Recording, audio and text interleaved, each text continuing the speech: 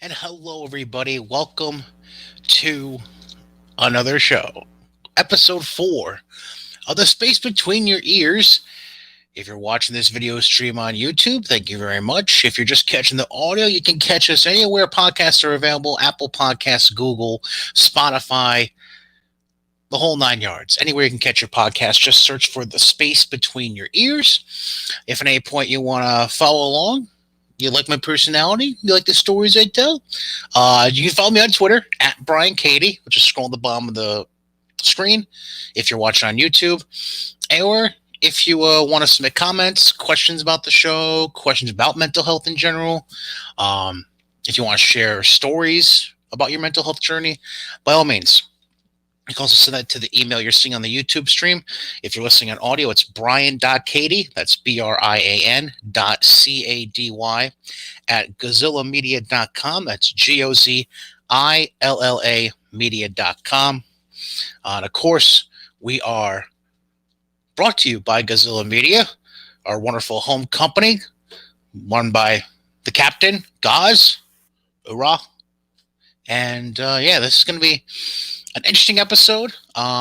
Just to give you a little future reference, I am working on getting a couple different psychologists on the show. One that is going to be very heavily focused on sports psychology, which has a different approach a little bit than your normal kind of Joe Schmo therapy.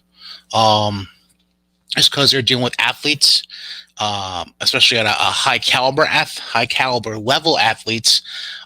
So working on that. The other psychologist I'm working on also does sports psychology, but has broader focuses aside from that. So I am working on getting those two on. They are both locally based in the upstate New York area.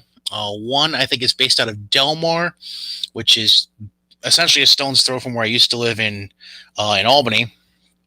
And then the other, I believe, is based out of Saratoga Springs. So we're working on getting some medical professionals on who, have a deeper base of knowledge about certain things that maybe I don't, particularly if it's things that I haven't encountered in my life or have not experienced yet.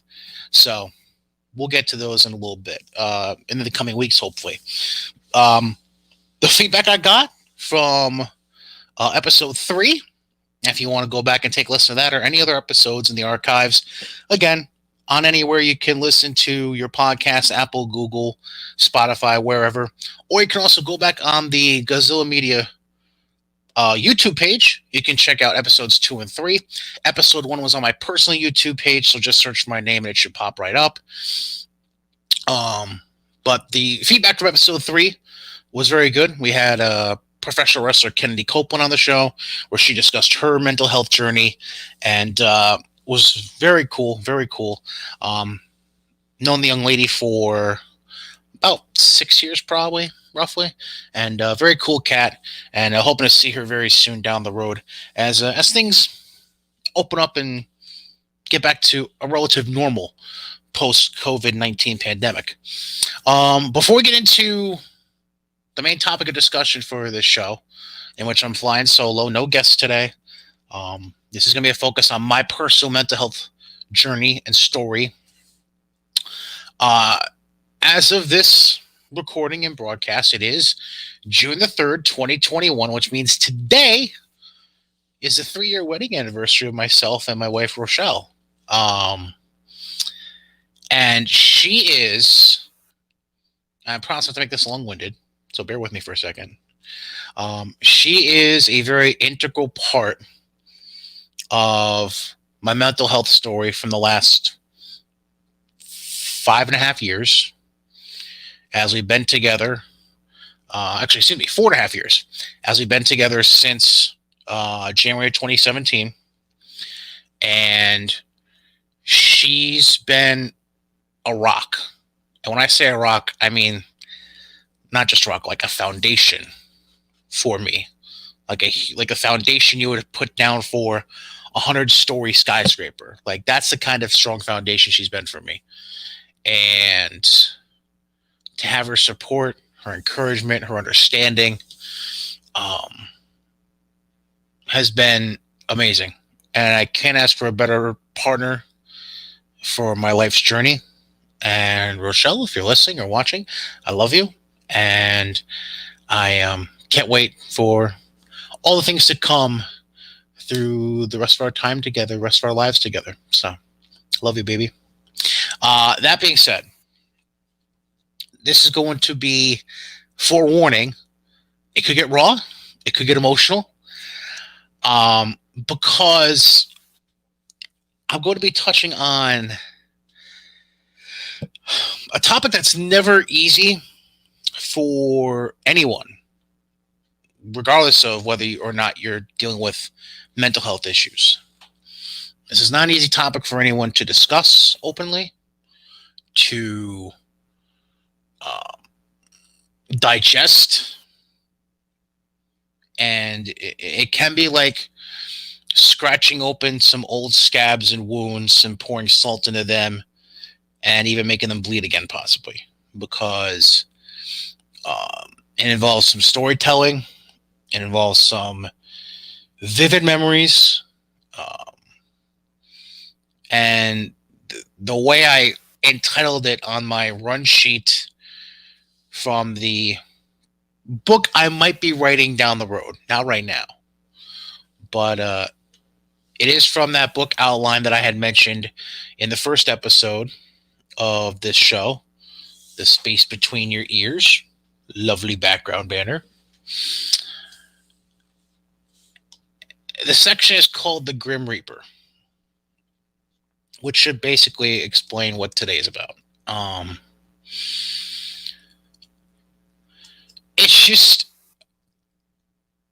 It's been weird for me because I feel like throughout my formative years of high school and into late adolescence, early adulthood, so basically 14 to like early to mid 20s, I felt constantly surrounded by death. But the story really starts with a death that I don't have a whole lot of memory of because I was so young when it happened. As if I remember the year correctly, it was 1993. I believe October of 93. I'm sure I'll get corrected at some point after my mother listens to this show or watches this show. But I believe it was October 93. And it was my Uncle Paul. Again, I don't have a whole lot of vivid memories about him because I was only 6 at the time of his passing. But if I remember correctly, let me think. Was the godfather of my sister. I always get this screwed up as to who the godparents are for me, my sister Christine, and my brother Matthew. I always get it screwed up. But I'm pretty sure Uncle Paul was Christine's godfather. I just know that each of us have at least one godparent dead. That I know for a fact. I want to say for me, I want to say my godmother was my Aunt Debbie, who we'll get to later in the show. Christine's godfather was Uncle Paul. And then Matthew's godfather was a good family friend, Tom, an old work friend of my mother. So yeah, that's I could be wrong, but I'm pretty sure that's how it lays out overall. Anyways, but the only memory I have, and this isn't even a memory I really have like visual of in my mind. It's just a memory in general that I've been told about numerous times. So I just carried it on. My Uncle Paul one time went to a baseball game at Heritage Park, which is now no longer existing.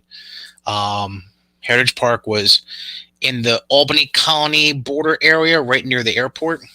And at the time, I believe they were still home to the Albany Colony Yankees when this happened. And him, my grandfather, I want to say another one of my uncles was also there, and myself. And over the loudspeaker, they announced during the game that somebody had their lights on. And it was my uncle's car. Well, he goes to the car and comes to realize he locked his keys in the car. So that was a fun endeavor for them to undertake. And I think they called my grandmother, and I don't know how they got the keys, or they eventually got the keys, or whatever. But the reason I mentioned my Uncle Paul is because I've been told time and time over that out of all the uncles, excuse me, out of all the uncles on my mother's side,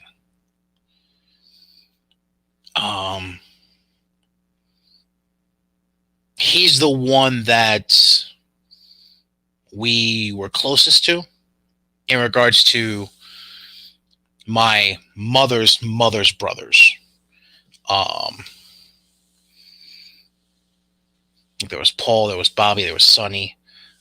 Paul was the one we had the most regular contact with, I'll put it that way. And I think if he hadn't passed away at such a young age, which I believe was by a heart attack, he probably would have been had some kind of regular influence on my life and on my sister's life. So that was a hard pill for the whole family to swallow at that time, really. So that was certainly a hard one for the entire family, really. But that was really the first. That was the first time I ever had to deal with death. And again, I don't have a whole lot of memory of it per se, but it's just the one that's always stuck out of my mind because of how highly regarded he was.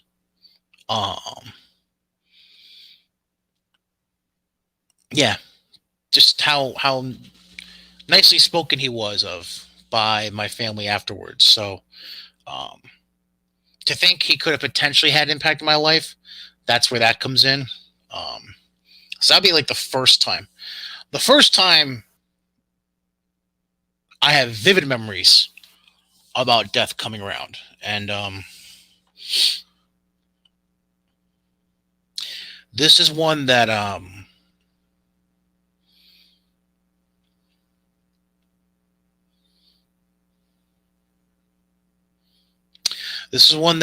still a little raw about.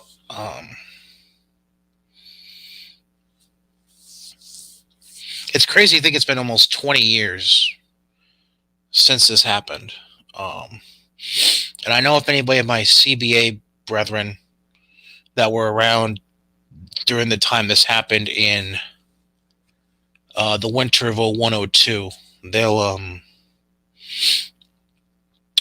they will certainly relate to this in some kind of way, especially those who were in my class of 2005. So it's my freshman year at CBA, and I believe I mentioned before on this show how that year was a struggle for me. But by the end of that first semester, I was finally starting to find a crowd of people that I would regularly talk to and befriend and just, share laughs with and stuff like that. And the group of people I found myself connected to the most, oddly enough, were the gentleman I shared my global studies class with freshman year. Now, you can say it was either because they were all pretty decent people in that class. You could say that it was because we had a drill instructor like teacher in Mr. Atkinson, and we all just kind of bonded over our occasional dismay with him. You can interpret it however you want, but that that was generally the crew that I found myself most drawn to. I can even specifically tell you, and this is scary. I can specifically tell you that I was, because we sat in alphabetical order in the class with the A's, starting with the A's right near the door. I remember it was room 504. It's just so creepy. I don't know why I remember so many details about this. But CB had a huge impact in my life. It was room 504.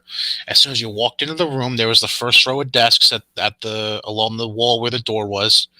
So that's where the A's started, and then it went all the way to the Z's at the far end of the room, near the where the teacher's desk was in that corner. Um, but anyways, I could tell you, I vividly remember that because we were in alphabetical order, there were three people that sat in front of me, three people that had first names alphabetically front of me: Aston Borsky, Boyle, Brower. Why I remember that, I don't know.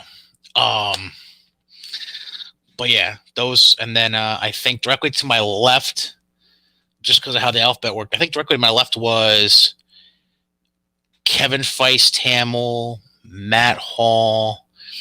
I think the front row was Pete Duvall, or close to it was Pete. Very, very odd how I remember all that.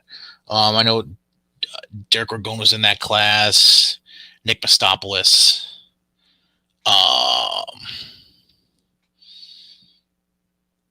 It's one of the very few classes I took at CB where I can vividly remember at least half of the human beings in that class. But anyways, the person I'm getting to is Matthew Walsh. And so during the winter season, there was a ski club in which usually it was every Monday after school, those who were interested would go on a bus trip, which was ironically led by Mr. Atkinson, to a ski mountain of some sort.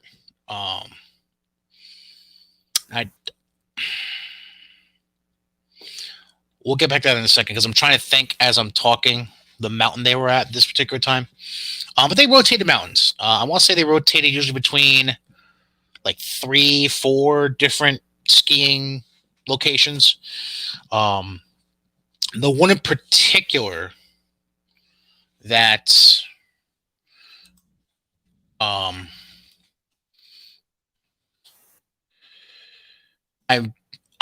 looking this up as we go. I believe I want to say it was Jiminy Peak this happened. Yes. Because there was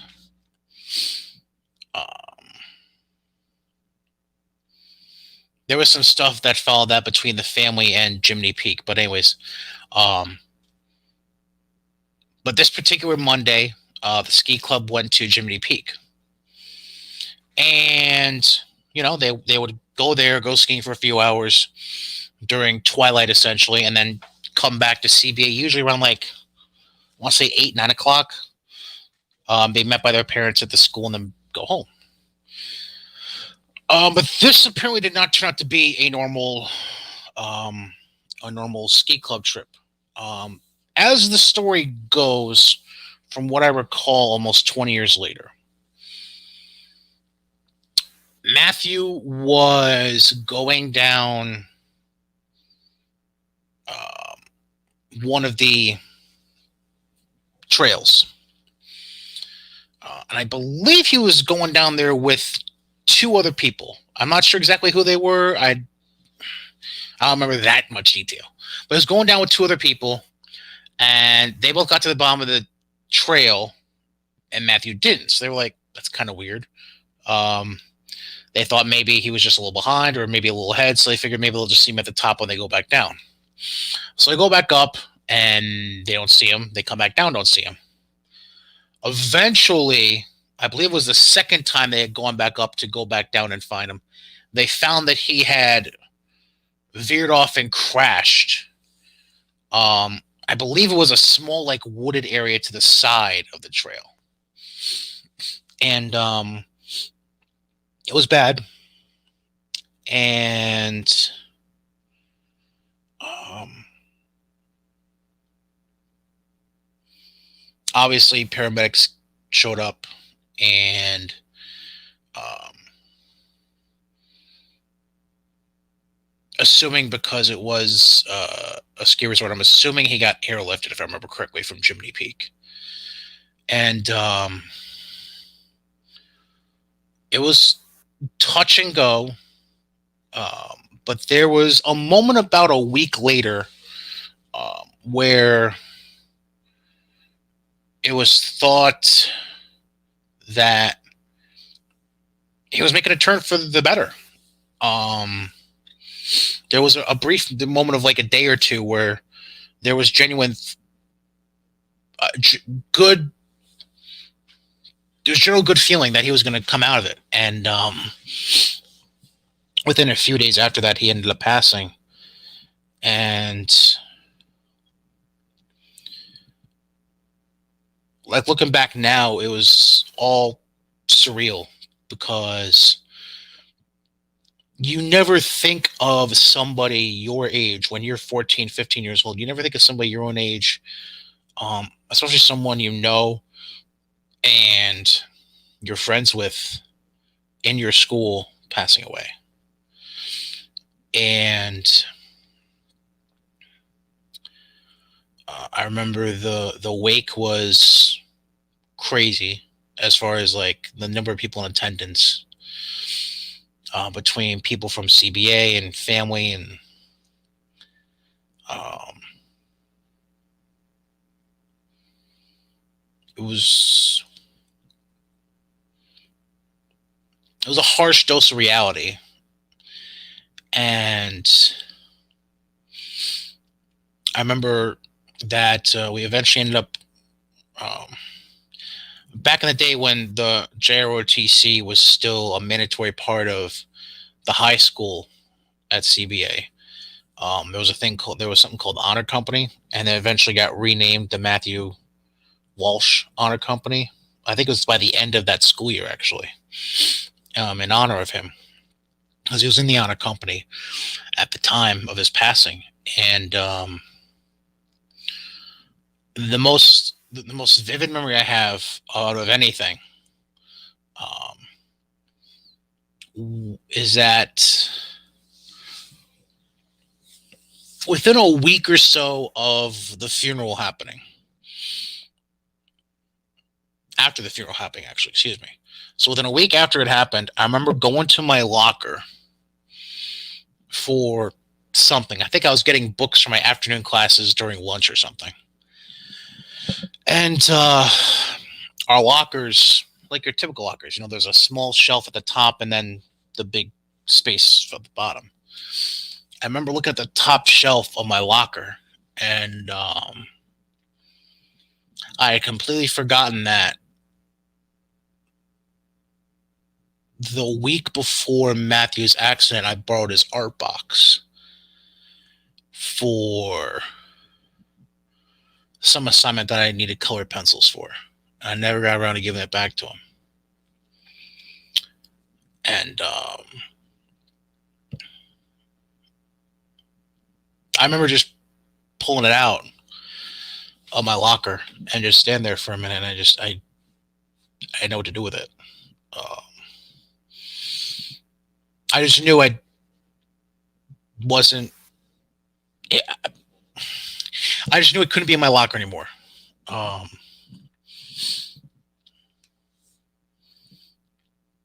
Because I felt like somebody else was more deserving of having it as a memory.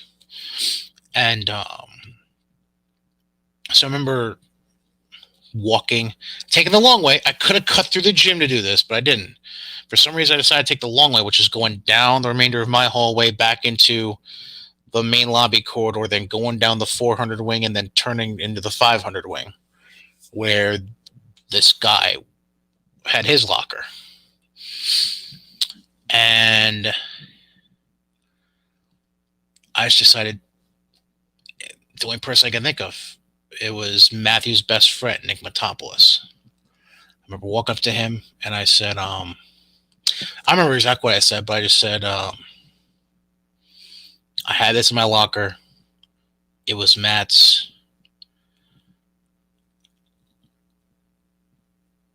I think it'd be more meaningful if you have it than if I had it. And I just gave it to him. And I just gave it to him and just walked away because I couldn't. I couldn't. Um, and that was also the first time where, through that whole experience, the accident, the death, the wake, and that moment with Nick in school, that was the first time where I essentially made the decision on my own to closet and bury all emotions when it comes to death. To not let anyone in, which obviously would come back to haunt me years later. That's what I decided to do. Which leads to the next person, which again I have very vivid memories from. Nothing like my Aunt Debbie. It's junior year of high school. And I'll even get more specific for you. It's Ascension Thursday in 2004. So for all you calendar junkies, especially if you're Catholic, go ahead and look up. I'm not going to do it, but go ahead and look up what date Ascension Thursday was in 2004. Obviously, it was May. I don't know the exact date off the top of my head. It was Ascension Thursday 2004. And the only reason I know that is because we had school mass that day and a half day of school. That's all I remember about that. Only reason I remember that. So before that, my aunt had been battling on and off with cancer. Originally, she was doing with it okay and still able to do her work part time down because she lived in Yonkers, I believe, or New Rochelle, somewhere. I think it was Yonkers. So she was still working down there. And then when it got a little worse, she moved back in with my grandparents, but was working out of the Albany office of her work instead, which was like 5 minutes, if that, from the house. And then as things progressed even worse, she eventually stopped working at overall and would just be home and going to treatment and back. And so she was getting worse. We just didn't know when things were finally going to come to an end. We just didn't know. So I go through that day of school. Obviously, because I was Father Katie at the time, I did the mass prep, served the mass, broke down the stuff after the mass. So by the time I'm done and chilling at school, because I had driver ed later that day, because God forbid they moved up the driver ed class from 3 o'clock because we had a half day. No. Let's not do that. Let's have the kids sit around for 2.5, 3 hours. Assholes. Anyways, so I'm just chilling out in the front of school. It's like 1:30. Just waiting around for our instructor to show up for a 3 o'clock class. And I get a call. It's my mother. She's like, "Hey, just letting you know you can't stay for driver ed. We need you to come home. Your aunt's going to pick you up, my Aunt Eileen, and bring you to grandma's to watch the kids because that's where my brother and sister were." I'm like, "All right, whatever. Okay." Like I was so wrapped up in, okay, I just finished mass. I got driver ed. Like I was even, my mind was not there for that kind of thing. So I get picked up, brought to my grandmother's. My grandmother's staying there. Yeah, my grandmother's staying there. She's singing in the living room. My grandfather, I was upstairs originally. I think eventually came downstairs. I'm just there making sure the other two don't cause any trouble. So then eventually my mother and my Aunt Eileen come home. I think it's like probably like 6, 7 o'clock. They walk in and they let us know that my Aunt Debbie passed away. Now my Aunt Debbie was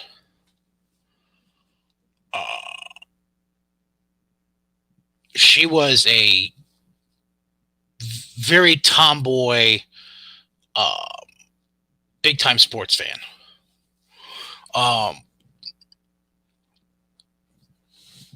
She loved reading the Post. She loved doing her, I believe, crossword puzzles. Yeah, crossword puzzles. And just, she was chill. I think she was a Jets fan, if I remember correctly. And a Red Sox fan, because God forbid she was a Yankee fan. Damn rebel that she was. She grew up in a Yankees household, but she was a Red Sox fan, because that makes goddamn sense. Anyways, and she worked near the city, so that makes even more sense. Like, she's working in the city for 9/11. Like, whatever. Anyways. But I just remember, like, I remember in the days leading up to the wake and the funeral, there was one point, and my mother didn't remember this until I mentioned it to her recently, in the last year or so. But I vividly remember at one point, and it wasn't even like this big grandiose build-up moment. She just randomly said to me at one point, I'm going to be taking care of grandma and your aunt at the wake and the funeral. So I got to be strong for them. So I need you to be strong for all of us.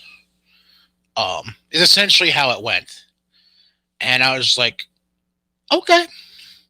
Not like I've been holding it in before. I can certainly hold it in again, whatever. So let's just continue the trend of me holding in emotions from a passing. Which is interesting because I'm trying to remember. I'm not sure if it was within a year before or within a year after. I don't remember the exact timeline. Yeah, I don't remember the exact timeline, so I'm not even going to bother trying to search the obituary. But it was within a year before or after my aunt's death that my grandfather on my father's side passed away, who I didn't really have any kind of real close relationship with. We were always cordial to each other anytime I visited his house, on and off with my father when I was with him for visitations. I just remember with him, he was first of all, he's a Korean War veteran, so he was a grumpy old badass, essentially. Typically with a beer in one hand, a cigarette in the other. Even to his dying day, when I remember vividly one day pulling up when he was close to dying, pulling up to the house, he's sitting out on the front lawn as per usual, with his oxygen tank on and running, and the thing in his nose, giving him oxygen, while again, beer in one hand, cigarette in the other. He just didn't give a shit.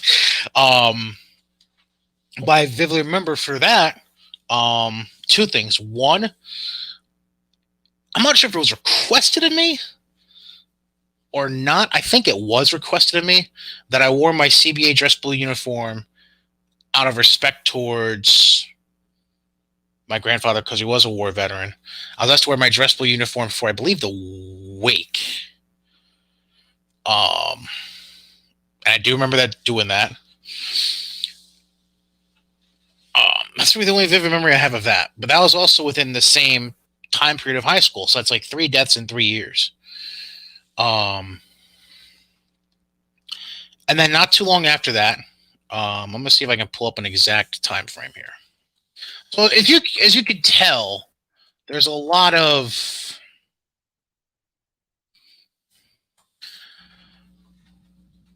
there's just a lot of freaking death all over the place. And then the Nerf family, which was represented by my mother's uh, my mother's father's side. So my grandfather on on my mother's side, his side of the family. Um, my aunt Bern passed away in 2007, right before Valentine's Day. Um, Uncle George died in October of '08. Um, my aunt Mary, who was a nun, by the way, technically she was Sister Mary Patricia. She passed in, I want to say 20. Oh man, 11 maybe. I have to trying to look it up as I go. Um, but yeah, so there was a lot of death, basically from '02 to 20 May 2011 is when she passed away. My Aunt Mary, May 2nd, 2011.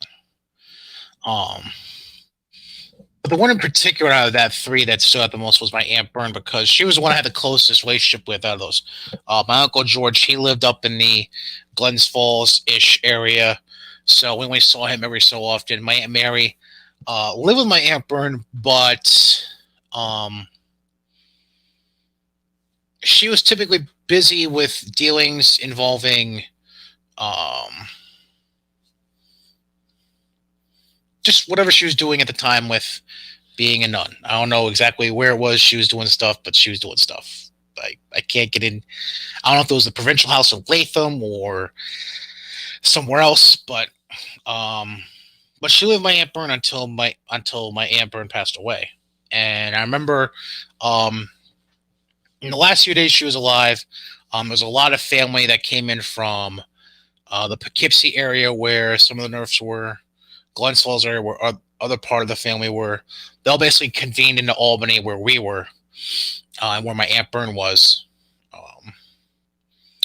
And just visited, kept her company, made sure she was comfortable as she was passing. And she passed away in the house, in her bedroom.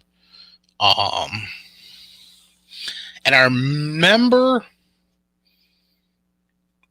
I was there when she passed. I was in the bedroom when she passed. Um, which was, I don't know if I want to call it eerie. I don't know if I want to call it awkward. But I remember being in the bedroom when she passed. Because my Aunt Kathy, who's a certified nurse, if I remember correctly, she was brought in to double check because they thought she had passed but weren't sure. But then Kathy came in and confirmed it. Um, that was just a weird, surreal moment because it's not a regular occurrence to witness somebody passing. And it wasn't like there was anything crazy going on. She was just laying in bed and that was it. She just breathed her last breath and she was gone. Like there was no drama for it. She wasn't having a heart attack. She wasn't having a seizure. She wasn't in a crash. Like it was just a natural. That's it.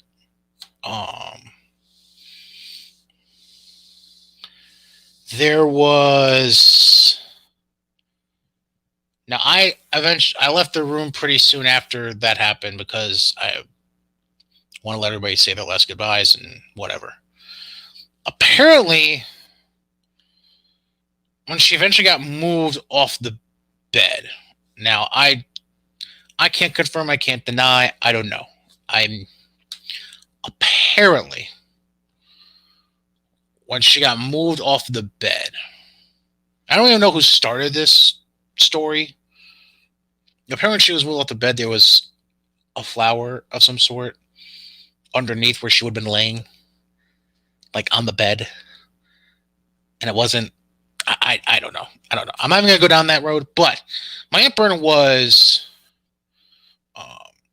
she was typically someone that would take myself and Christine out for like a day during school vacations, whether it was to get lunch, whether it was to see a play at the Steamer 10 Theater on Western Ave in Albany, or there was also what's it's called, the Van Hayden Theater, Van Hayden. I'm gonna double check that. I'm not 100% sure what it's called. Um,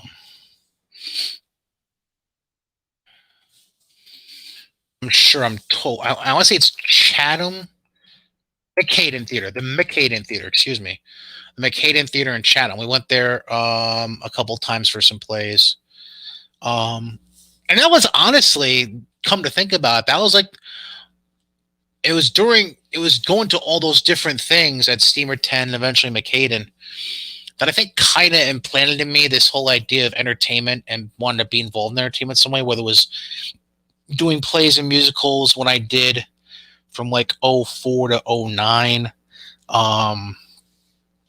being in radio, doing these podcasts, being a part of wrestling shows, PA announcing sports stuff. I think that was like, I think those might have been the things that laid the egg a little bit in my head of, hey, this is cool. I could do this. But my Aunt Bern was just such a chill, calm. She was a very calming presence. Always seemed to have a smile on her face, no matter what. And she was great. She was great to have around, and she was definitely missed.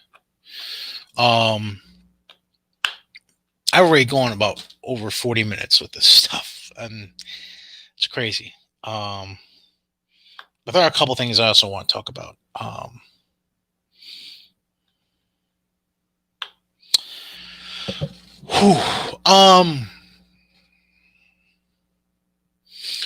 It's. I mentioned that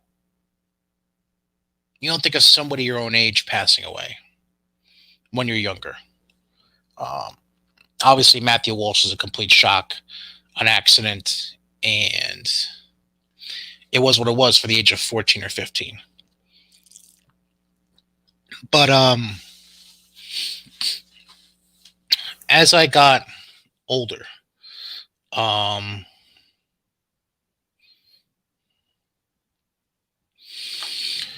whew, so let me just break it down this way. So I first got involved in pro wrestling in 2013. And that year, I was introduced to a gentleman who used to wrestle mostly.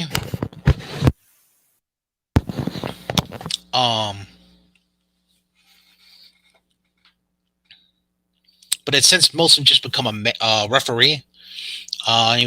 His character name was Tom Ugly. His first name was really Tom. I can't remember his last name off the top of my head. I'm sure I'm going to get smacked in the face next time I see my buddy Chris for that. They went by Tom Ugly, and he was very professional, very good at what he did. Had a very keen awareness and was just very good. Had a very good feel for what was going on around him during matches, and definitely a talent. And him and Chris have been friends for years.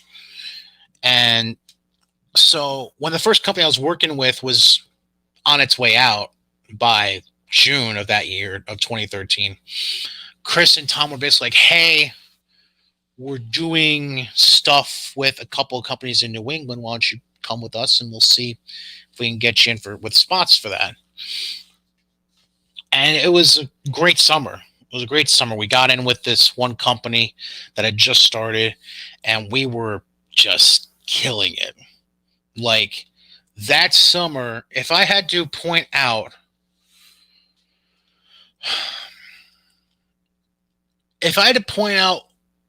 the most fun I've had doing a specific act for a short stretch, it was that summer working with Chris and Tom in that company in Connecticut called RWE. Um, like we were stealing shows. Like we were aside from one other group that was working in the company at the time, as a faction, we were the most entertaining thing that company had going those 3 months. And then some drama behind the scenes led to us not being booked anymore, and the company folded by the end of the year, anyways. But anyways, um, so uh, so the best part though was the car rides, the van rides. I got to know Tom pretty decently over the course of that 2013. So but Tom had his demons, he had his issues. He had a rough relationship with his ex. Was always battling to see his daughter more than he was allowed to. Um,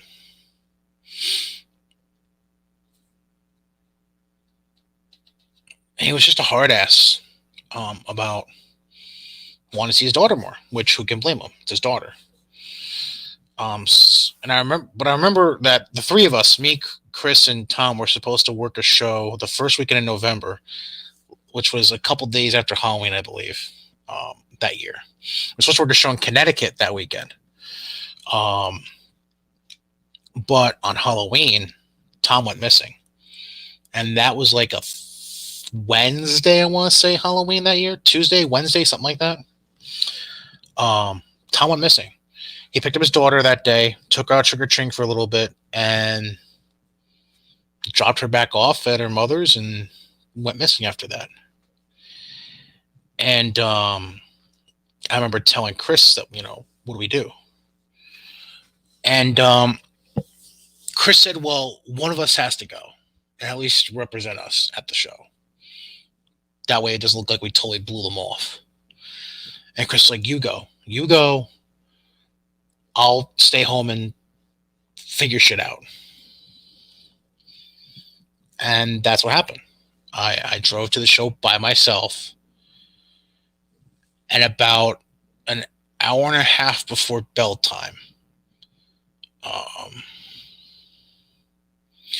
Chris let myself know and the promoter we were working with and another one of the boys working in that company. He let us all know that they found Tom dead in a wooded area not too far from his mother's. And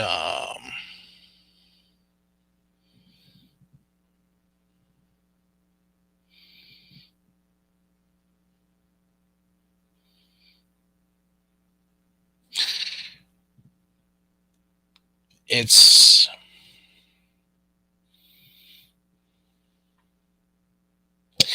a little hard looking back now because I don't think anybody's ever going to understand how bad I wanted to stay home that night and help find him.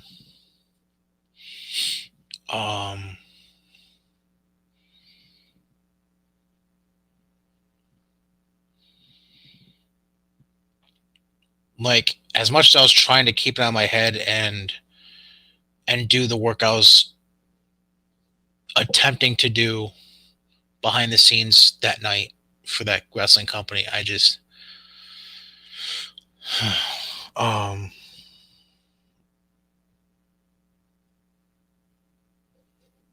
it was just rough. And I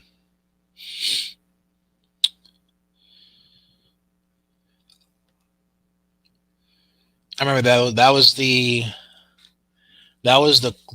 longest, loneliest, and quietest car ride home I ever took from any wrestling show. It made a 2 to 2.5 hour car ride feel like 8 hours.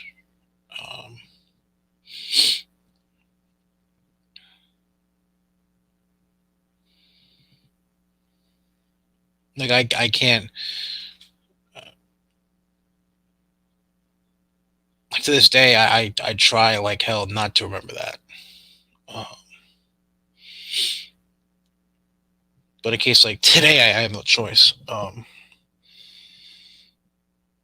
Because I just remember vividly sitting in that Boys and Girls Club in Connecticut and just feeling numb, not knowing what to do. And just not wanting to be there.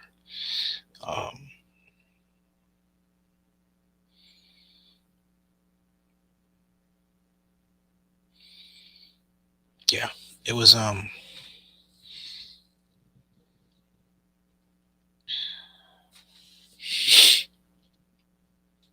was hard. It was real hard. And I don't wish. I want to wish anyone to have that car ride or that guilt I carried with myself for the longest time. I wouldn't wish that on anyone.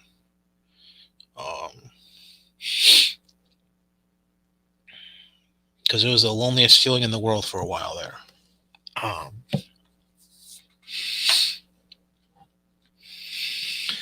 Whew, yeah, it was very, very, a very out of body experience in that moment. The other one that I want to discuss. So,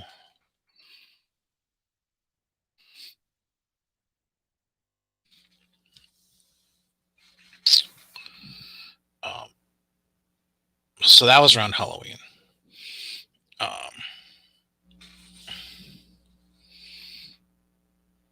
then the following year, I was really involved with a men's softball team that was sponsored by my buddy's barbershop, Duke's Barbershop, which still exists on Madison Ave in Albany. My boy Duker does a great job, has a great crew, and one of the guys we regularly used for softball that particular year, and the year before as well, was a guy that was a couple years ahead of me at CBA, but I remembered vividly from my time at CBA, named Joey Emma. And when he was in high school, I always thought he was an asshole. He was just a punk who was just looking for a reason to fight somebody. So I pretty much stayed away from him as much as I could. Although we kind of had a weird, likable relationship with each other, I still tried as much as I could to stay away from him in high school, despite that. Just because I didn't want to be involved in the shit he was doing. But then when we reunited years later for that softball team for a couple years, he was the absolute angel of a human being I could have asked for. He was interesting when he was high. He was very interesting when he was high. But he was a treasure. Loved weightlifting, was doing bodybuilding, was killing it doing that stuff. And oh geez, talking about these two deaths is why I've hated Halloween the last decade.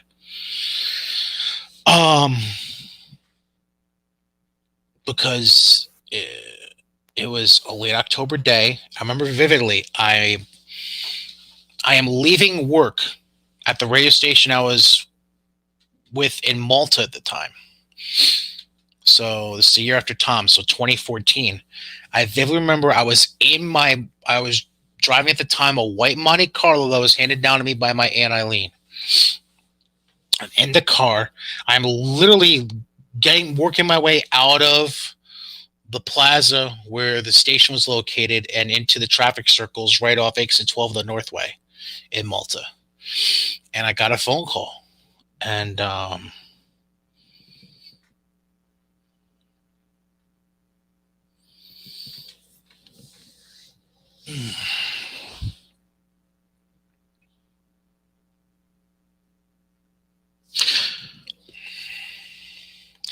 to this day, I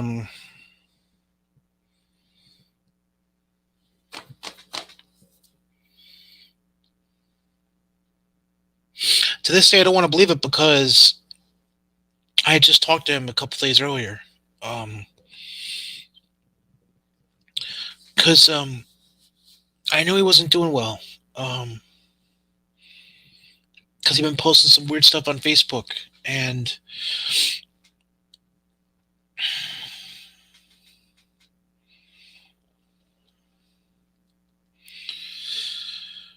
oh man, I'm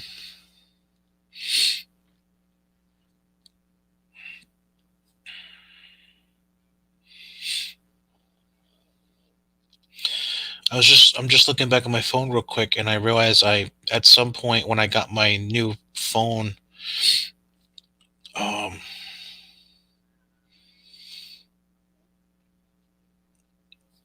I got my new phone a couple years ago. I must have not transferred over the text, but ever since there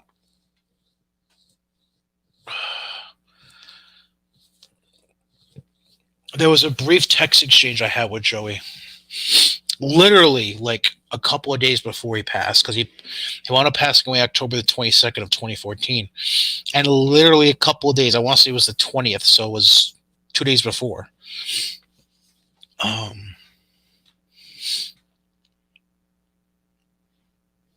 man, I reached out to him because I knew he wasn't doing well, and I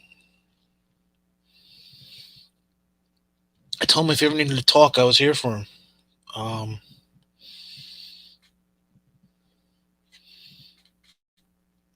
Because that's how good our relationship had gotten over the previous 18 months. And he just said something very simple back to me along the lines of like, I appreciate it, big guy. You know, um, I'll let you know if I need anything. Love you. And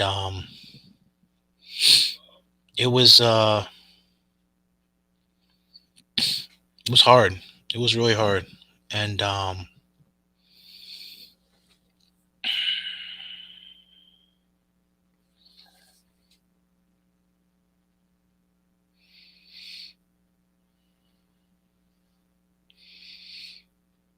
he left behind a baby too.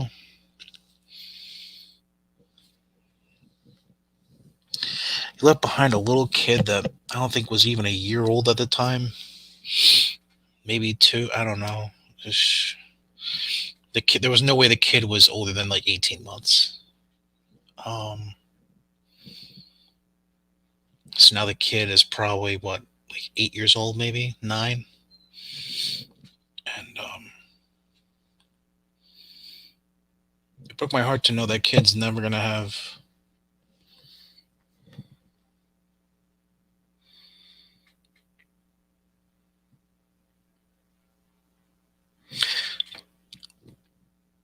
that kid's not gonna have any memories that deserves with its father.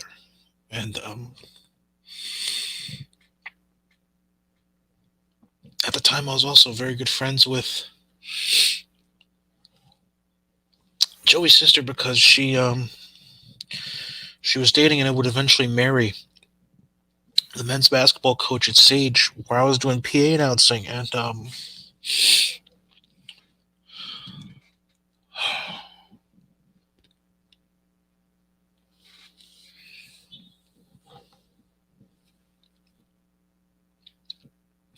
man.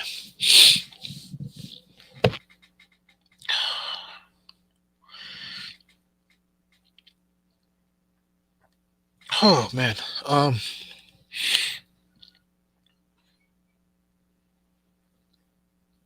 I remember being, oh god.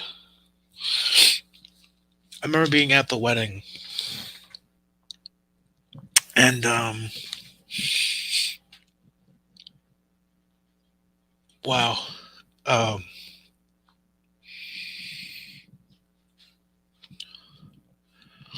That was... wow.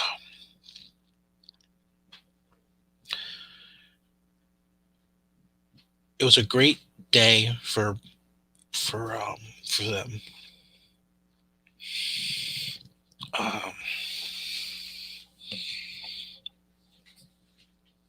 Sorry, give me a second here.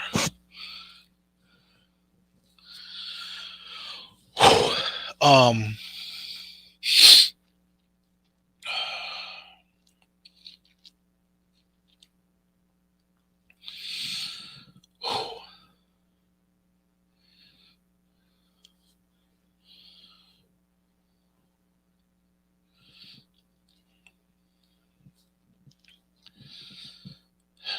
it's just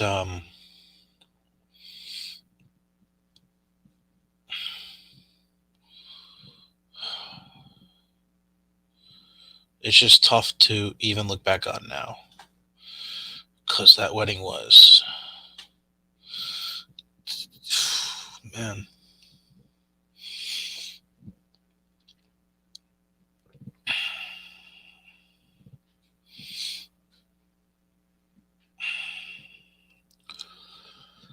Oh, I knew this was going to be rough. I didn't expect it to be this rough.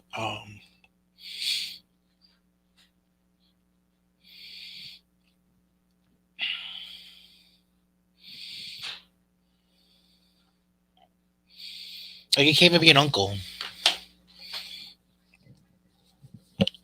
Like, their son Chris isn't even going to know who Uncle Joey is, or was.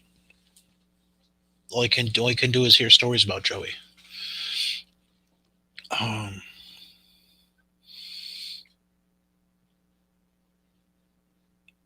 it just...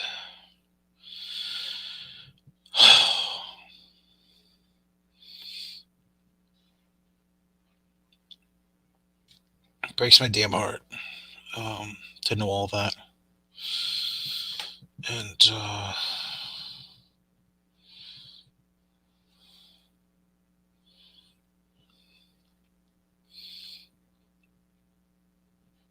it's just still hard to comprehend. It's still really hard to comprehend after all this time.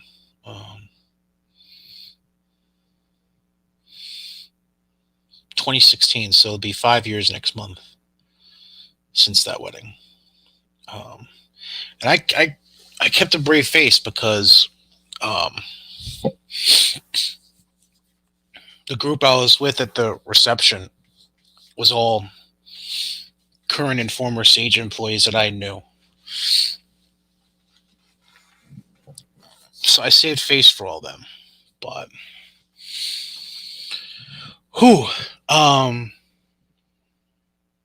that was rough. Yeah.